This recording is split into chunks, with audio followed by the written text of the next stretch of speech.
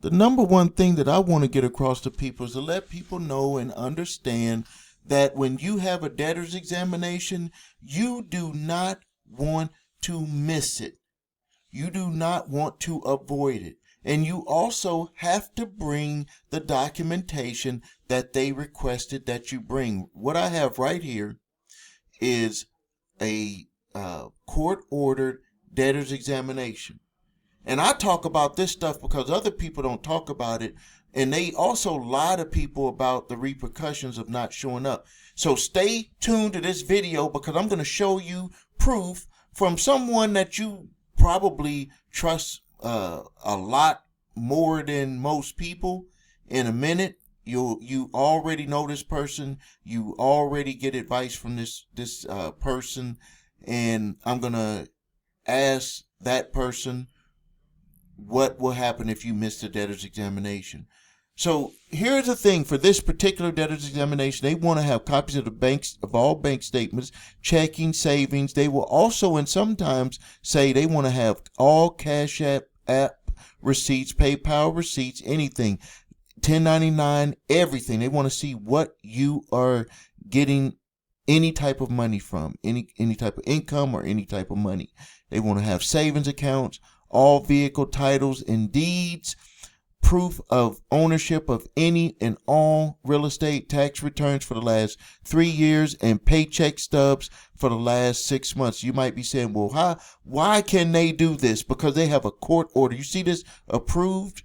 I got the judge's name covered up right here, but the judge approved it. So now let's just go over, because I know a lot of people, not you, but people that don't know me, who haven't seen that I've been helping people since 2006 with this, same place, same face, just got a beard. They don't trust me.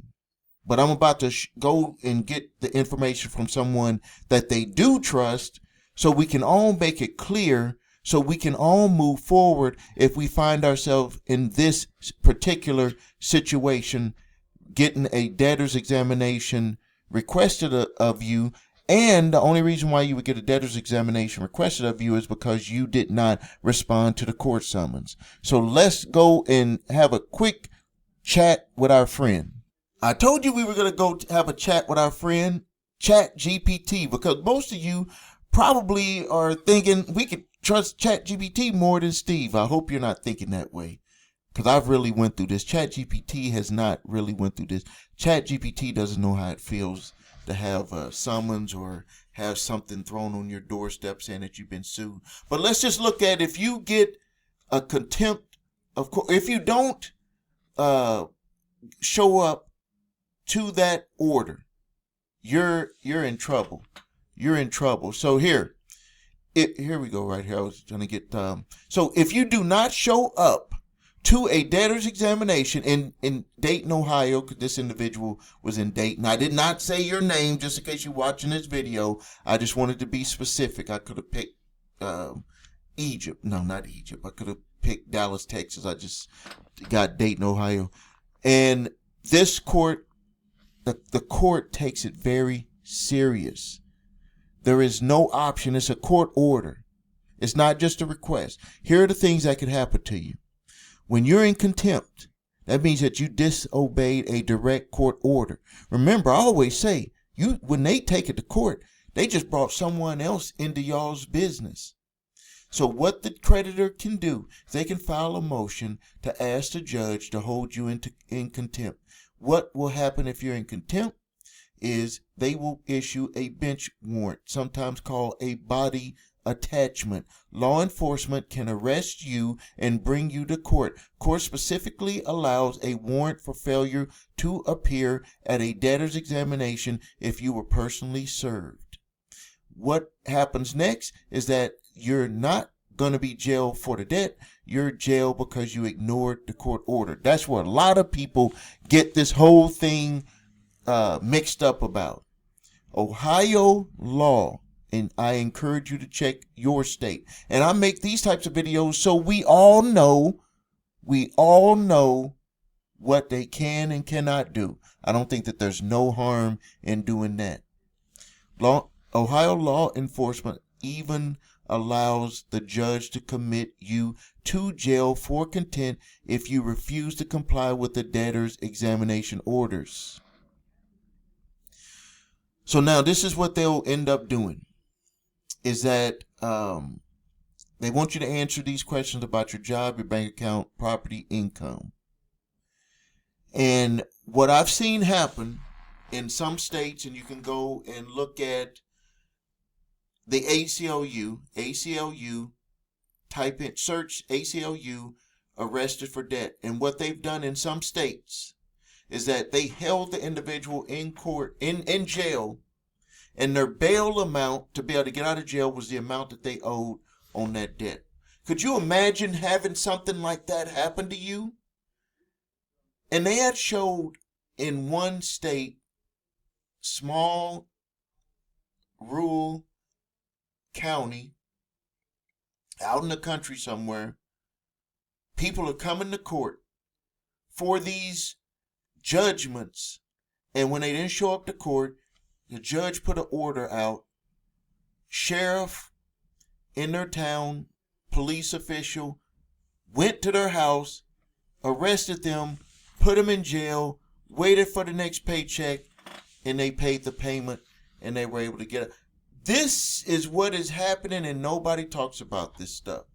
And some of the times people don't talk about it because they think that, well, if, they're deadbeat and why don't you pay your bills and all of that. I don't believe that anybody who is watching this video, anyone that is a true subscriber to my channel, is really a deadbeat that's out there trying to get debt and not pay on it. I think that people run into trouble. People run into trouble. I have faith that that's not you. I could be wrong, but I have that faith that it's not you. So what we don't want to do, repeat after me, what do we want to not do if you are summoned to court for a debtor's examination? Repeat after me. We want to go and make that appointment and provide the documents that they're asking us to provide. And then we look at the solutions that are available to us after we find out what they're planning on doing. They may be wanting to garnish. Then we want to look for our exemptions. We want to look at reducing the amount that they can garnish. We want to look at if it was a third-party debt collector and you were never served, maybe we want to look at opening up that case. There's a whole bunch of things that you can open up, but what you have to do is you have to understand where you're at. And if you don't make this debtor's examination, all bets are off. You just made everything worse for yourself. So if you need help with your credit, please visit us at thecreditrepairshop.com. Watch video What Makes Us Different so you can see my 8-point validation process, my 2-phase settlement process. If you need your credit reports and scores, go to the website your3scores.com to grab your TransUnion, Equifax, Experian, credit reports, and all 3 scores. If you have debt collectors who are coming after you early in the game, grab my 3-pack of letters. They're free. I do ask for a donation with them. It's worth it. Save you time, money, frustration. Or you can go to summonsmaster.com where you can upload your debt collection letter to create an exclusive certified debt validation letter that can stop debt collectors in their track. And if it doesn't stop them, you have evidence just in case that debt collector tries to go ahead and sue you in court, which they probably will try to do because they don't buy these debts just to play around and not go for it. They're rolling the dice that they can find you on that debt and get payment, so they're going to do what they can do.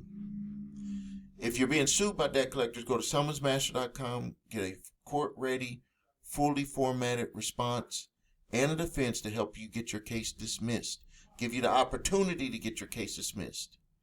And if you need help where you just don't want to go through all of that and you want to settle your case for less, you can reach out to us. We have a service for that too.